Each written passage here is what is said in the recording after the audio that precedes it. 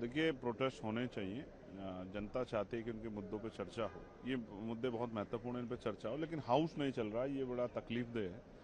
हमारे लोग चाहते हैं हाउस चले। हम अपने क्षेत्र में काम जो कराना चाहते हैं, हम अपने क्षेत्र के जो हमारे मुद्दे हैं, जैसे अब बारिश आ रही है तो पानी से बड़ी दिक्कत होगी हमारे यहाँ पे। गुलदार ने जो है बहुत सारे लोगों की जान ले ली है। ऐसे बहुत सारे इशू हैं।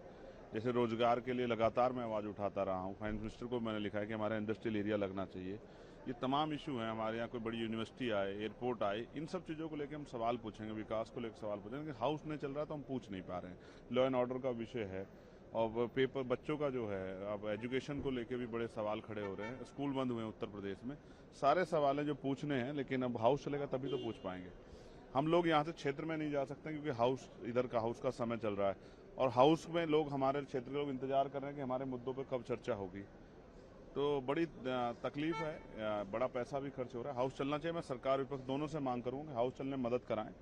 वो अपना विरोध प्रदर्शन करें, लेकिन एक समय तय कर लें कि जनता के मुद्दों पर भी चर्चा हो जाए। भाई, अगर जनता के मुद्दों पर चर्चा नहीं होगी तो फिर लोग कहाँ उम्मीद करेंगे जवाबदेही। यही तो जवाब देती है सरकार। हम यहाँ मीडिया से बात कर, इसका जवाब थोड़ी सरकार देगी।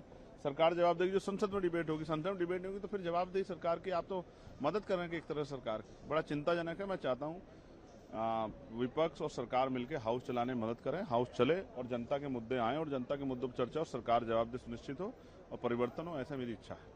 झारखंड में बच्चे जो लगातार पेपर लीक का मामला लेकर प्रोटेस्ट कर रहे हैं, शांतिपूर्वक एक प्रोटेस्ट चल रहा है उनका, क्या कहेंगे? परेशान है बच्चे। देखिए, मैं फिर कहता हूँ, चाहे झारखंड हो या पंजाब हो या कोई भी सरकार हो, या उत्तर प्रदेश के प्रयागराज में भी कुछ हुआ है, मैं स्पष्ट रूप से कहना चाहता हूं कि सारी सरकारों को संवेदना होनी चाहिए। अगर उनके यहाँ छात्र आंदोलन में बैठे हैं तो उनके लिए शर्म की बात है। छात्रों को आंदोलन पर नहीं बैठना चाहिए। जहां भी इस तरह की चीजें हो रही हैं, चाहे वो पेपर लीक हो या कोई भी विषय, उस पर सख्ती से काम हो और जवाबदेही सुनिश्चित हो। चाहे वो मिनिस्टर हो, चाहे वो अधिकारी, जवाबदेही सुनिश्चित हो, कार्रवाइयां हो।